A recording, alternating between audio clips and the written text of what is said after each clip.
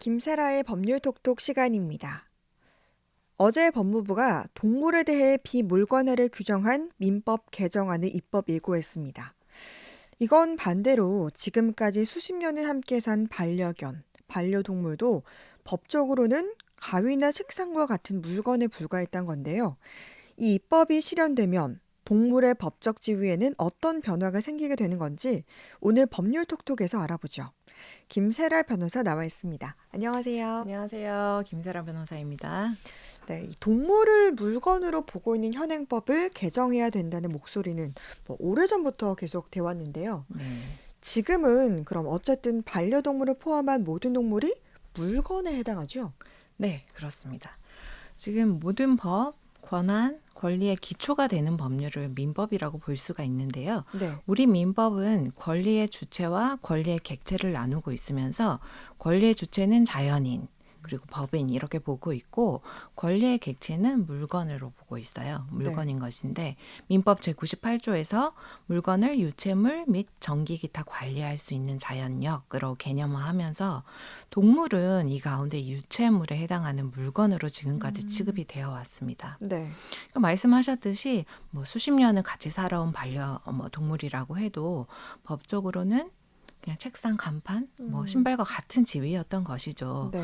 물론 동물 학대를 처벌하는 동물보호법이 있기는 하지만 네. 원칙적으로는 아직도 동물은 물건입니다. 네. 그렇기 때문에 동물을 훔쳐가면 절도죄, 동물을 죽이거나 다치게 하면 손괴죄가 되는 거예요. 네. 또 민사적으로는 보호자의 채권자가 그 보호자가 키우는 반려동물에 대해서 강제 집행도 할 수가 있고요.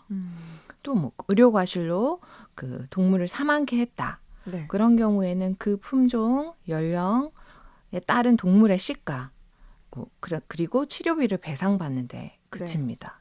물론 미자료도 인정은 되지만 소액에 불과하고요. 이런 것들이 이제 동물을 물건으로 보는 것에서 시작됐던 부분이었고 네. 동물보호법에 의한 동물학대 처벌도 사실은 기본적으로는 동물을 물건으로 보고 있기 때문에 사실은 경미한 수준이었고 지금도 많이 높아는 졌지만 처벌 수위가 높지는 않아요. 네. 네, 그런 상황이었던 것이죠. 네. 네. 이 누군가 키우던 반려동물을 죽이거나 다치게 한 경우에 위자료나 손해배상금은 그럼 어느 정도 인정됩니까? 네. 제가 판례가 있는 실제 케이스를 통해서 알려드릴게요. 네. 자, 한 판례를 보면 A씨는 사모예드 종 수컷인 태산이를 분양받아서 키우다가 네. 태산이를 애견 훈련소에 위탁을 하게 돼요. 네. B씨에게. 애견 훈련소를 운영하는 B씨에게 위탁하고 훈련을 받게 하는데 훈련 기간 중에 이제 관리나 보호가 소홀했던 것이죠. 그래서 태산이한테 사료나 물을 잘 먹지 않은 증상이 나타나고 네. 결국 태산이가 사망한 사례였거든요. 네. 이 사안에서 법원은 B씨에게 애완견의 훈련을 위탁받은 자로서 애완견의 생명, 건강을 해치는 일이 없도록 신의치상 의무가 있는데 이것을 다 하지 못한 보호 의무 위반이 있다라고 판단을 해서 얼마를 배상하라고 했냐면 사망 당시 그 태산이와 같은 품종 견종의 시가가 370만 원으로 감정됐어요. 네. 그래서 370만 원, 그리고 장례 부위로 쓴 비용 40만 원, 그리고 주인에 대한 정신적 손해에 대한 위자료로 100만 원 지급할 것을 명한 사례가 있고요. 네.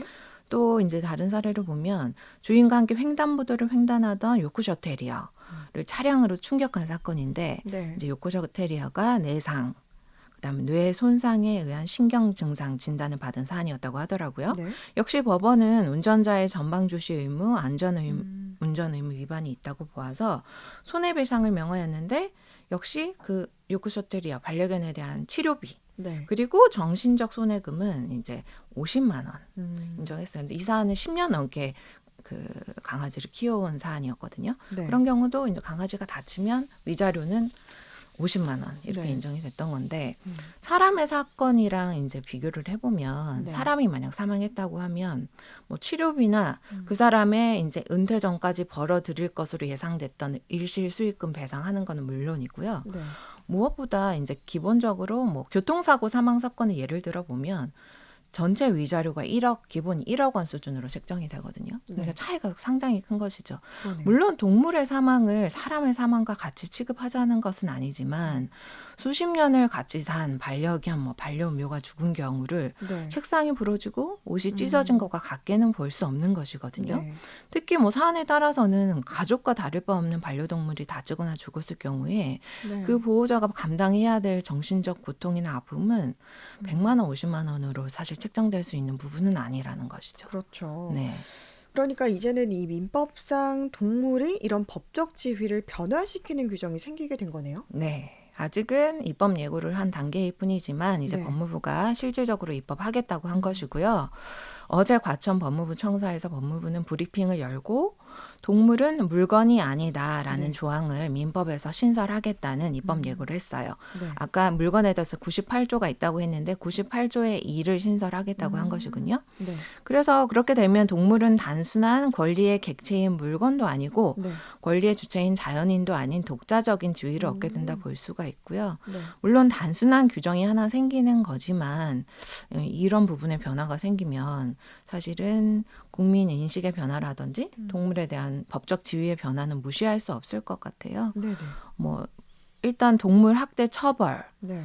의 수위라든지 동물이 입은 피해에 대한 배상 정도가 그 기본적인 국민 인식에 보다 부합하는 방향으로 변화될 수 있을 것 같고 네. 법무부도 어제 브리핑에서 이제 동물이 물건의 지위에서 벗어나면 동물 보호나 생명 존중을 위한 다양하고 창의적인 제도가 제한될 수 있을 것이란 기대가 나온다 이렇게 밝히기도 했습니다. 네. 그런데 이렇게 우리가 인터넷 기사들을 보면은 외국에서는 동물들과 관련된 사건 그렇죠. 사고를 보면 우리나라랑 법이랑은 좀 많이 다른 것 같던데 네, 맞아요. 외국에서는 동물을 좀 법적으로 어떻게 취급하고 있나요? 네. 이번에 정부 법률 개정 추진이 반려인구 증가하고 국민 인식이 변화한 걸 반영했지만 또 해외 사례도 참조한 것으로 보이거든요. 네. 이미 많은 나라들이 동물의 지위를 물건이 아닌 것으로 규정하고 있습니다. 오스트리아가 동물의 법적 지위에 관한 내용을 최초로 민법전에 신설한 국가인데 이제 오스트리아 민법전을 보면 동물은 물건이 아니다. 네. 동물은 별도의 법률에 의해서 보호되고 동물에 대해서 특별히 정함이 없을 때만 물건에 관한 규정을 준용한다. 이렇게 하고 있고요. 네. 프랑스도 민법에서 동물은 감성을 지닌 생명체이다. 이렇게 명시를 하고 있어요. 네. 독일은 특히나 동물 보호에 대해서 이제 강력한 보호 조항을 넣은 국가인데 네. 왜 그러냐면 동물 보호에 관한 의무를 국가에 부여하는 그런 조항을 헌법에 넣은 대표적인 국가입니다. 네. 그러니까 헌법이 국가에 대해서 미래 세대를 위해서 동물을 헌법의 질서에 맞게 보호해라. 네. 이런 의무를 부과하고 있거든요. 이제 헌법이 이런 의무를 부과하면 국가는 동물 보호를 위한 법률도 제정해야 되고 네. 집행기관과 사법부도 이런 헌법적 의무 내에서 작용을 해야 되기 때문에 강력하다고 볼 수 있고 네. 또 이제 미국 같은 경우는 특이한 게 네. 우리가 신문 기사 보면 키우던 반려동물한테 유산 다 준다 그런 기사를 본 맞아요. 적 있잖아요. 우리는 사실 상상할 수 없는 부분인데 네. 미국은 주인이 사망할 경우에 남겨진 반려동물의 돌봄을 위한 신탁 제도가 잘 법제화되어 있는 나라예요. 미국은 현재 모든 주에서 반려동물에게 신탁 제도를 이용해서 유산을 남길 수가 있습니다. 네.